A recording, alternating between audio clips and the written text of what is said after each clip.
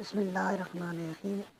آج کا ہمارا سبق ہے نہر سرسار کے لوگوں پر کون سا اور کیوں عذاب آئے۔ یہ جو سبق موضوع واقعہ ہے، اللہ تعالیٰ نے نہر سرسار کے باشندوں کو اس قدر نعمت عطا فرمائی تھی کہ گیہوں کی روٹیاں سوجی تیار کر کے اس کی روٹیاں پکاتے تھے اور ان روٹیوں سے استنجا کرتے تھے اور اپنے بچوں کا پاخانہ پوچھتے تھے اور ان کو ایک جگہ ڈالتے جاتے تھے، یہاں تک کہ اتنی روٹیاں اکٹھی ہو گئی کہ وہاں ایک پہاڑ بن گیا۔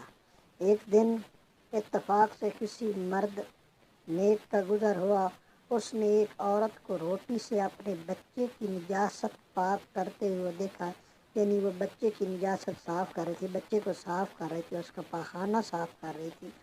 دیکھا اور اس نے کہا خدا سے ڈرو اور جس نعمت خدا نے دی ہے اسے دیدہ و دانستہ طور پر بھی ضائع مت کرو۔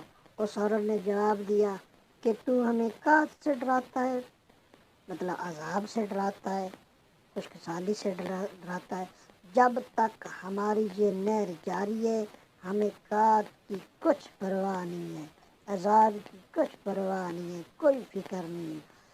خداوند عالم کو یہ کلمہ سن کر غصہ آیا، مطلب پسند نہ آیا۔